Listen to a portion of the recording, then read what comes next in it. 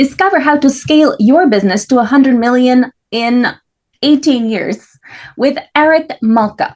Eric Malka is a visionary entrepreneur and author, renowned for co-founding The Art of Shaving, a luxury men's grooming brand that redefined the industry and was acquired by Procter Gamble in 2009. He also founded Strategic Brand Investments, a purpose-driven angel fund dedicated to empowering early-stage entrepreneurs in the premium consumer goods sector. So, Eric, tell us, what's the key to scale your business to $100 million in 18 years? Welcome to Awakened Titans podcast with Lily Patrascu. Mind-blowing conversations with influential business titans sharing how you can manifest abundance, love, joy, success through quantum awakening, quantum manifestation, quantum healing, quantum miracles, exponential business growth, and innovative products and services. So, first of all, I wanted to make the point of the 18 years. It's an unusual time frame.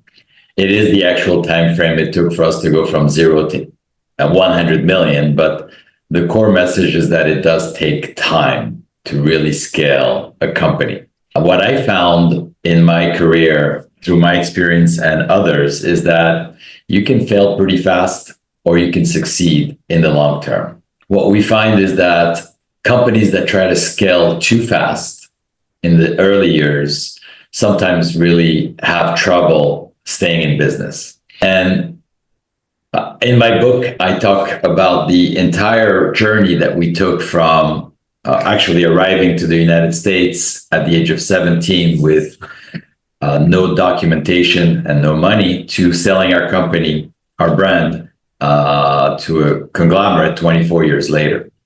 So how did we do it?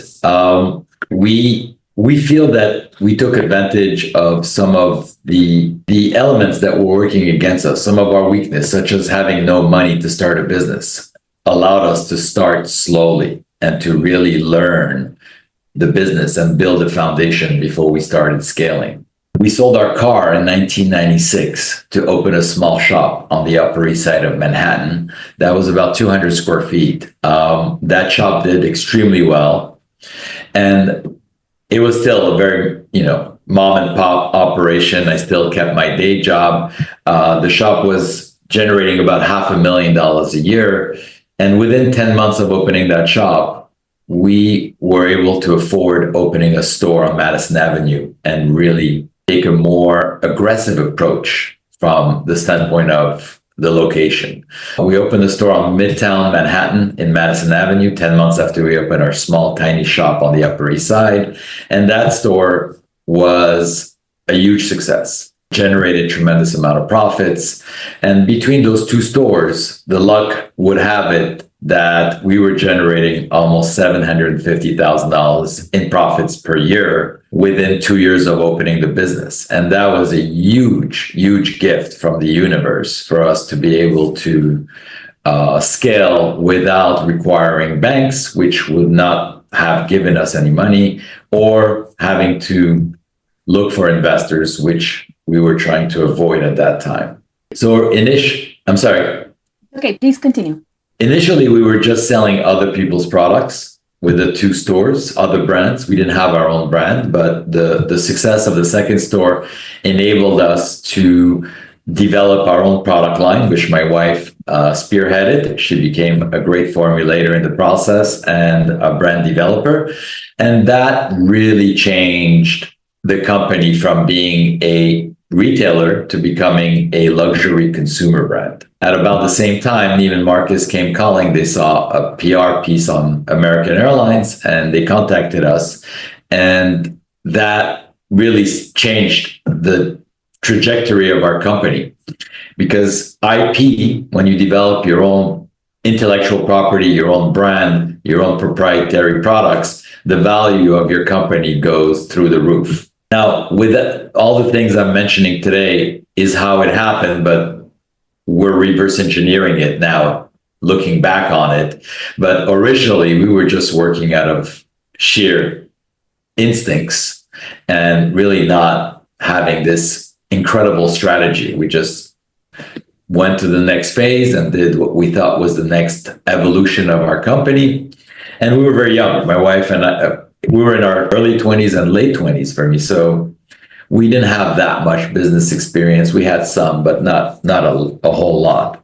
And I think what really, some of the lessons I've learned in the early days was that even though I had a very, very big aspiration for my company, we started really, really small. With $15,000, we opened a tiny little store that did very modest business in its first year. So that started the development of one of my philosophies, which is, think big, but start small, to really understand your business, to be able to make mistakes early on that are not too costly so that you can refine your business model. And when it's ready, to really start scaling it. So go ahead, Lily. I don't want to dig the hole. So what were the foundational elements that allowed your business to succeed? Because thousands of businesses worldwide start and they fail within the first 2 years. Yes, I know the statistics. They're very tough. I think we had really good instincts.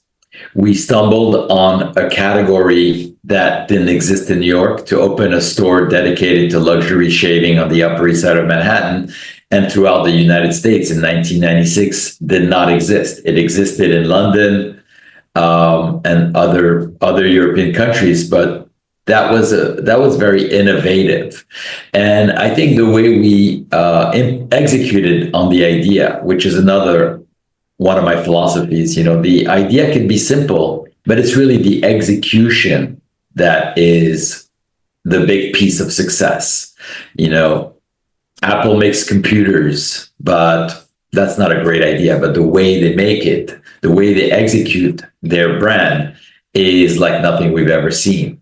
So I think for us, we executed our plan really well. We created a store concept that was really appealing, and we struck a chord with the American consumer right from the get-go. My wife and I have complementary skills. And one of my skills, one of my philosophies, one of my, knee-jerk reflex is that I believe in selling as your first priority in life.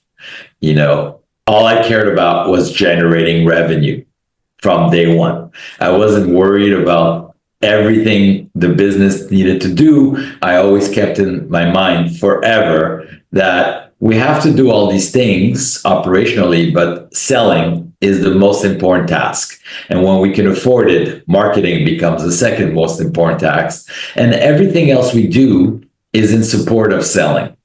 And at the top of that are the customers. I'm obsessively concerned about our customers, wanting them to have a great experience, a great journey in our stores or with our brand.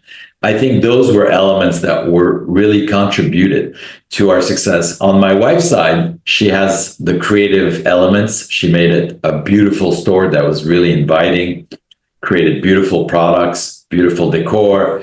And when you bring those two things together, a beautiful environment with a strong value proposition and an obsessive focus on the customer and a selling philosophy, I think those are elements that really contributed to our early success. And then it's really about how do we develop and build on that success to scale the company. I hope I answered that question for you. Yes. In terms of the selling process, how did you develop a selling process that worked well over the long term? So one of my inspirations when I was living in New York before starting the business was when I went to a luxury, I think it was a Prada store on Madison Avenue, and I couldn't believe how poorly we were treated by their staff. And I thought to myself, when I start my luxury company, I'm going to treat my customers like royalty. So that was one element. But the second thing that came naturally to both Miriam and I was we quickly realized that men didn't really know how to groom. The men we were serving we're not taught how to shave, how to, take products. Women are more comfortable with moisturizers and all sorts of products, but men were not. So right away, our philosophy was really not to push products, but to educate our customers. It was all about education, education, education. We felt that if we offered valuable insights to our customers, they would turn and buy our products as a reason for applying what we are teaching. Thank you. How did you create an iconic brand experience that was sustainable over the long term, where customers would kind of come in and expect something that would happen, and then you would kind of like wow them with the brand experience that you wanted to create? So I think our own stores were a big important piece of that, because that's where the brand expression was at its highest level. And back in 2000, when the internet started to happen and when we started to sell in department stores, we realized quickly that customers didn't have to come to our stores to buy products. They can go to Neiman Marcus, they can go to Saks, they can buy them online. So we started developing this idea of an experiential retail experience where all the senses take you on a journey, whether it's the essential oils you smell in our stores, getting a haircut or a shave by a traditional barber, playing with products in our island in the middle of the store with a sink. These were ways that we created an experience and really started to create a community through those stores, because a community needs a center. And the brand at Neiman Marcus or online was a convenience and a way to reach a larger audience. But our store was where we built and fostered relationship with that customer and the brand. Thank you. What was your most impactful experience over the years in terms of this particular brand that you created? What was most impactful experience that we? Mm-hmm. I think when we included, our first store was very, very small and we only sold products. But when we opened on Madison Avenue, we decided to include a barbershop in the back of the store. I came from clothing business before, and we used to put the sales items in the back of the store to draw the customer to walk in and go all the way to the back of the store. So we thought maybe we should have a barbershop in the back where we can offer shaves and haircuts. And that was a game changer. We almost 90% of the press, and we got a lot of press, was focused on the services and on the hot towel shaves and the luxurious treatment we offered men in Midtown Manhattan and later throughout the country. So that was a big game changer for us when we started to elevate barber services. Back in 1996, 97, when we started barbering, barbershops were known to be, low end environments where you get an $8 or $12 haircut, nothing wrong with that, but only women had access to salons, luxury salons. There was nothing out there for men. Today, you find thousands of upscale barbershops throughout the world, and we really were the catalyst for igniting that entire industry. So that was a huge, huge game changer, because it brought a tremendous amount of attention from the press and from everyone that looked at our brand. Thank you. When you were doing the targeting, did you target a specific luxury brand archetype in terms of the people that you wanted to approach and the people that you wanted to have as clients? And the reason I ask is because in my neighborhood, I saw barbershop, and I think they call themselves the Butchers. Okay. And then they had these kind of like rebel type, even music that was playing in the background. So they had created like a mini environment where people like them would feel really comfortable, like typically people that were wearing, tattoos, and you know what I mean? And so about your particular luxury brand archetype. Yeah, we were very clear about who our customer was. It was really a traditional guy, professional, your lawyer, doctor, financial advisors, probably 30 to 55 years old. When barbering started to become more popular, we started seeing new demographics going after a younger audience with an upscale salon with the tattoo guys. But we believed in targeting our customer was the sweet spot for the category at the time.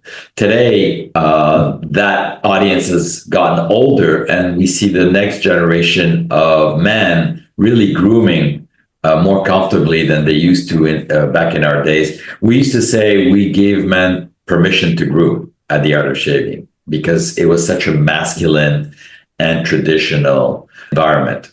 Thank you. How important is it, do you think, for other entrepreneurs who have a luxury brand to segregate and to kind of be very clear about who their customer avatar is and to target them by a particular luxury brand archetype? It's the most important thing. You have to know your audience, right? In everything you do. So if you don't know who your audience is, how can you create services, products, marketing, employees, culture, everything your brand is built on is to serve that customer. So if you're not sure who that customer is, you're basically shooting in the dark. For us, the magic was that we started with a retail store, and every day we had 20, 30 men coming into the store, and we started realizing they were all the same. They looked the same. They were not tattoo guys. They were all, traditional, conservative, 40 to 50-year-old men that were affluent, well-to-do in their career. And we learned that before we created our brand. And that was a really lucky break for us, because when we went to create our own brand, the customer had told us 1,000 times who they were and what they wanted, what they liked, what they didn't like. So we nailed it right out of the gates because we didn't have to guess. They told us. It was like a focus group, but a real one with thousands of customers over an 18-month period. Thank you. For entrepreneurs getting started, where would you suggest they go in order to figure out who their ideal customer avatar is? Well, you got to start playing with it. You need to. That's why I say one of my basic tenets of business is to crawl before you walk, and walk before you run, and run before you fly. A lot of entrepreneurs are impatient by nature, which is good and bad. So go slow in the beginning. Start really small so that you can learn what works, what resonates, what message, what value proposition your customer is engaged with. Understand who your customer that you're attracting is, whether you're online or offline. That's the same philosophy. Once you start really understanding your target audience and you refine your messaging, you refine your offering, and then you can start walking faster, running, and then eventually when your business model is scalable, it's set, and you have all the pieces of the rocket ship finished. Now all you need is rocket fuel, and you start, flying. Thank you. What were your 10 brand commandments or non-negotiables that had to happen for you to have scaled this business to $100 million? I didn't really have those. I think I can figure out what they were. I can tell you what my 10 commandments are for entrepreneurs out there. Again, thinking big and starting small is a gift. Developing grit is something that really was a game changer for me. I had, a lot of grit. I was very gritty in my youth, and I was obsessed about being successful. But along the way, there's a lot of obstacles. And if you don't have a lot of grit, you're going to give up. Exercising prudence, not being afraid, but prudence is about wisdom. It's about thinking through your decisions, not just doing things and, throwing spaghetti on the wall and see if they stick. That doesn't work for me. I like to think things through. I like to try them. If they work, I go full speed ahead, but prudence, avoiding mistakes, learning from mistakes. I think also we want to do everything when we start. We want everything to be ready. But what I tell entrepreneurs is make sure you do the basics extremely well. And once you have figured out how to do the basic extremely well, start incorporate new things to that. I believe company cultures equals cash. A strong culture generates more money for your business. I believe in trusting the process. I think sometimes when we don't know what to do is because we don't have enough information or we're trying to make a decision too early. So trust the process, let the process unfold, let the answer come to you instead of you forcing it. I believe health is wealth. And the reason I say that is because health is both an accelerator of success and allows you to enjoy it throughout the journey. As I said, crawl before you walk, walk before you run, and run before you fly. So many businesses I see failing in the first 5 years because they try to fly before they can even walk. Never stop learning. We don't know everything.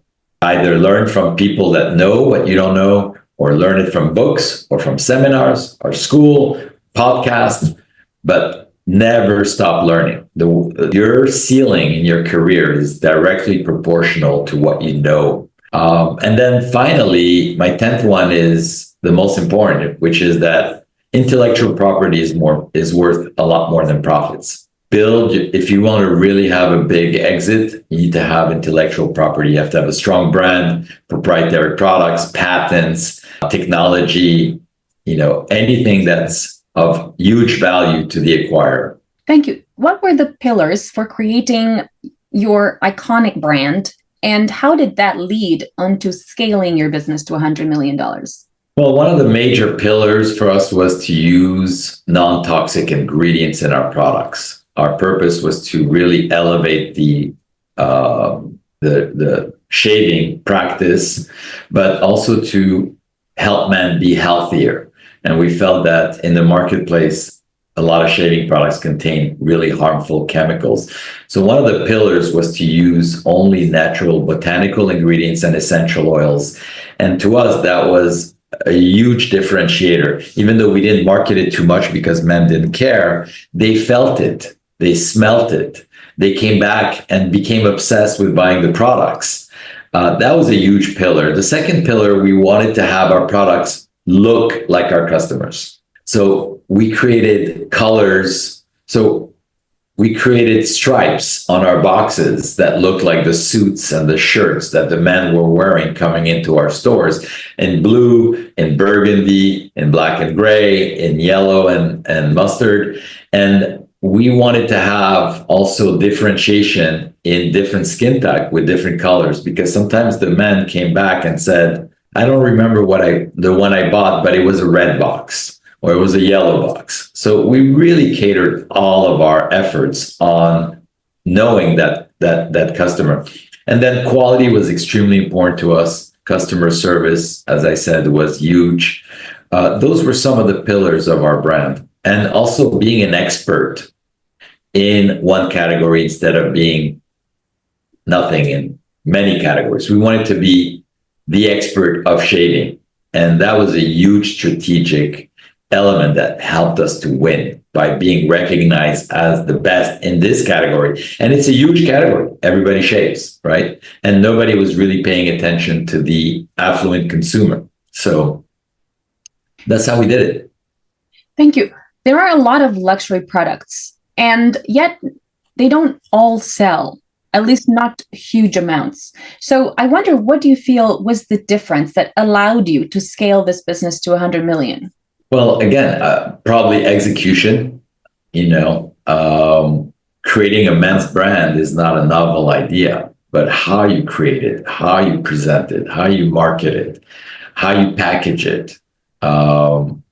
I think that's what really made the difference for us. We had impeccable execution. Looking back on what we did to go from kitchen table to strategic acquisition in 12.5 years is incredible.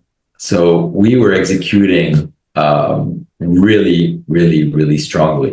And I think a lot of entrepreneurs, as I said, they don't master their field sometimes, and they don't give themselves enough time to learn their business before they start to expand it or even launch it.